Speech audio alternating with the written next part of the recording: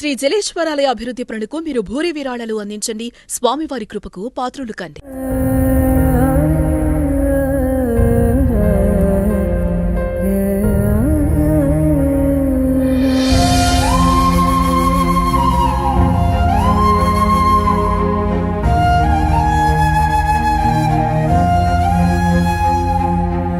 నేను బతికిన నన్ను తీసిరు కానీ నా కొడుకును కూడా తీయలేదమ్మా. వాళ్ళు తీసేసరిగా చచ్చిపోయిందమ్మా.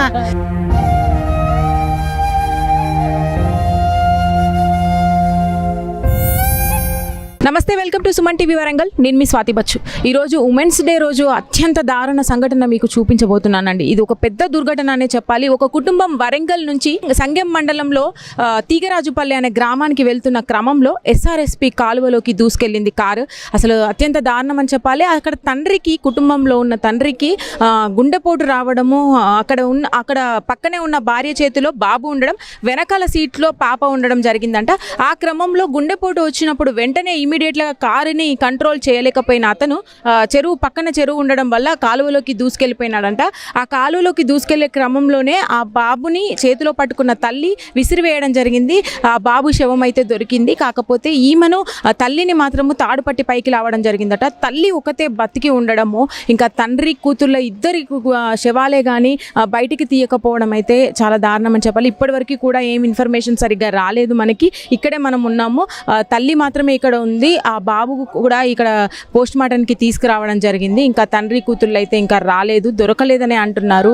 ఇప్పటికే చనిపోయి ఉంటారు అని చెప్పేసి కూడా వార్తలు వినపడుతున్నాయి. అసలు ఈ రోజున మహిళా దినోత్సవం, అంతర్జాతీయ మహిళా దినోత్సవం రోజున ఆ తల్లి బాధాకరమైన సిచ్యువేషన్లో ఉండిపోయింది. ఇప్పుడు అసలు పలకరించే సిచ్యువేషన్లో కూడా లేదు. ఇంత దారుణం చోటు చేసుకుంది. అసలు ఆ ప్లేస్లో కూడా చాలా వరకు ఇప్పటివరకు యాక్సిడెంట్లు అయితే చాలా జరిగాయి అనేది అయితే ఇప్పటికి వింటున్నాం మనము.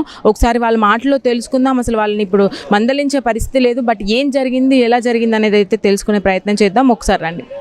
అమ్మ, ఏం జరిగిందమ్మా? అసలు ఏం జరిగింది? ఎక్కడి నుంచి ఎక్కడికి వెళ్తాయ్యా? మేము హన్మకొండ నుంచి మేద్రాస్ వెళ్ళిపోతున్నాం. తీగరాజుపల్లి దగ్గర ఆయన కారు ఆపిండు రివర్స్ తీసుకున్నాడు. అయితే టీ తాగుతావా అని అడిగిండు. నన్ను హన్మకొండలు ఉన్నప్పుడే అడిగిండు. తాగుతండి అన్న. ఆయన తీగరాజుపల్లి ఆడ దాపిస్తా అన్నాడు. అది దాటేసి ఇక వచ్చేసినాక టీ తాగుతావా, పిచ్చి పిల్ల టీ మర్చిపోయినావు కదంటే వద్దండి, ఎలాగో ఆఫ్టర్నూన్ టైం అయింది, ఇంటికి పోయినాక తాగుతుంది అండి, ఏం వద్దండి అంటే నీకు వద్దు కానీ నాకు కావాలి అంటే మీరు తాగరు కదండి అంటే నాకు ఇక్కడ ఎట్లా అనిపిస్తుంది, తాగుతా అనుకుంటే ఇట్లా తిప్పిండు. కారు తిప్పిండు, బ్రేక్ పడలేదో ఏమో గతం అల్లకే పోయిందమ్మా. కారు పోతా అంటేనే నేను గ్లాస్ డౌన్ చేసిన, పిల్లగాని ఇట్లా వాటర్లో పడేటప్పుడు ఇట్లా ఇసిరేసిన, నేను ఇట్లా వంగడంతో నేను బయటకు వచ్చిన. నేను బతికిన నన్ను తీసిరు కానీ నా కొడుకును కూడా తీయలేదమ్మా. వాళ్ళు తీసేసరిగా చచ్చిపోయిండమ్మా. తీసిరు కానీ చచ్చిపోయిండమ్మా. చిన్న పిల్లగాడు కదమ్మా, ఊపి రాలేదమ్మా వాడికి. ఓ అమ్మ ఎందుకు పోతా అన్నాడమ్మా ఊరికి. మా అమ్మ నాన్న చూసి పోవాలి అంటాడమ్మా ఊకే. ఓ అమ్మ వాళ్ళని రమ్మంటే అయిపోయిందమ్మా. వాళ్ళు బస్సుకు సుఖంగా వచ్చేటోళ్ళు కదమ్మా. ఇట్లా తీసుకుపోయి ఆయన చచ్చిపోయి పిల్లల్ని చంపి నేను ఎవరి కోసం బతకాలి, ఎందుకు బతకాలి? ఎంత మంచిగా ఉన్నావయ్యా, నన్ను ఎప్పుడైనా ఒక మాట లేదు. సహాయక చర్యల బృందం ఎవరైనా వచ్చినారా అంటే మీ ఆయన? ఇద్దరు ముగ్గురు కలిసి తీసిరండి. తాడు ఇసిరేసిర్రు 2-3 సార్లు నాకు కనపడుతూనే ఉంది. నేను మునుగుతానా లేస్తానా. తాడు ఇసిరేసిర్రు. వాళ్ళే వచ్చి ఒక అబ్బాయి వచ్చి నన్ను గుంజుకొని పోయిండు. నాకు అసలు ఎట్లా తీసుకుపోయిండు కూడా నాకు అర్థం కాలేదమ్మా.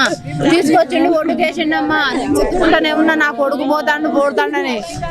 వాళ్ళు పోయి నా కొడుకుని ఒక ఆయన బండి మీద పోయి పట్టుకొని వచ్చిండమ్మా. అప్పటికే చచ్చిపోయిండమ్మా. నురగలు తీస్తాడు. అప్పటికే ఎంత వచ్చినా కూడా నురగలు తీస్తాడు. ప్రాణం లేదమ్మా. అంటే పాప మీ దగ్గర లేదా? మీ ఒళ్ళు? బాబు నా దగ్గర ఉన్నాడు. పాప వెనక ఫోన్ చూసుకుంటూ కూర్చుండదమ్మా. అమ్మా నాకెవ్వరు లేరమ్మా. ఇక అమ్మ నా భర్త చచ్చిపోయిండమ్మా. ఇంకా తీయలేదమ్మా, తీయండి అమ్మా, ఆయన్ని కోసూపిరని ఉంటదమ్మా, బతికించండి అమ్మా. అమ్మా ఎవరు లేరమ్మా నాకు. పాప ఎంత వయసు ఉంటుంది? పాప ఎంత వయసు? 5 సంవత్సరాలు ఉంటుంది. బాబు సంవత్సరం వెళ్ళేది. మొన్ననే బర్త్డే అయిపోయింది. మొన్ననే అయిపోయింది. మీకు తెలుసా అంటే ఇట్లా ప్రయాణం ఉందని? తెలియదమ్మా. మా అక్క కొడుకు. నేను నిప్పుల మీద నడతాను ఆయన. నా పానం ఇచ్చుకుంటే నాయన నేను నీకు నాయన నేను ఊపిరితో శివదానం అయితే నాయన నేను నా మనముండ నా అల్లుని కాపాడు నాయన. నాయన శివయ్య నాలుగుని కాపాడు. ఉంటే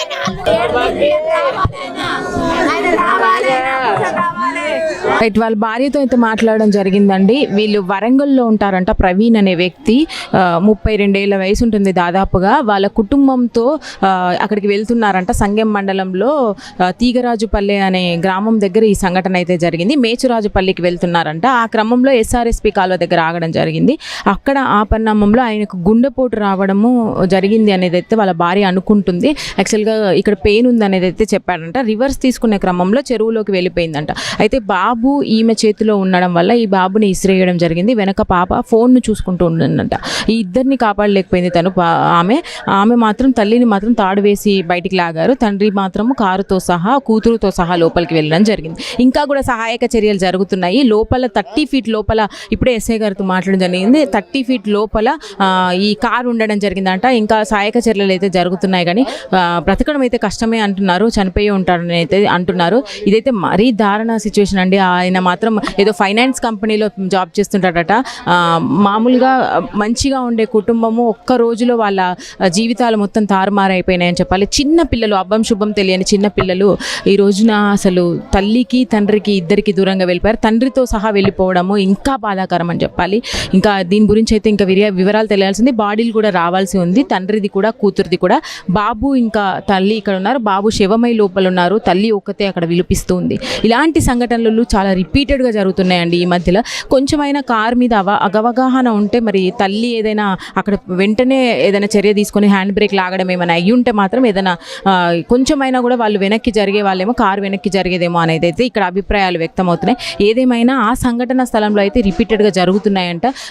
కొంచెం గమనించి పోలీస్ అధికారులే కానీ అక్కడ సహాయక చర్యలే కానీ కొంచెం గమనించి అక్కడ ఏదైనా కూడా సేఫ్టీ ప్రికాషన్స్ వాడితే బాగుంటుంది అనేది మా విన్నపం కూడా.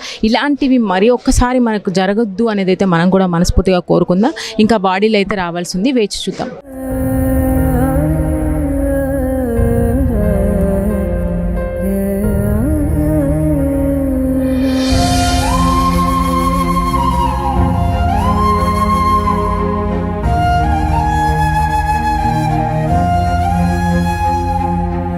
నేను బతికిన నన్ను తీసిరు కానీ నా కొడుకును కూడా తీయలేదమ్మా. వాళ్ళు తీసేసరిగా చచ్చిపోయిందమ్మా.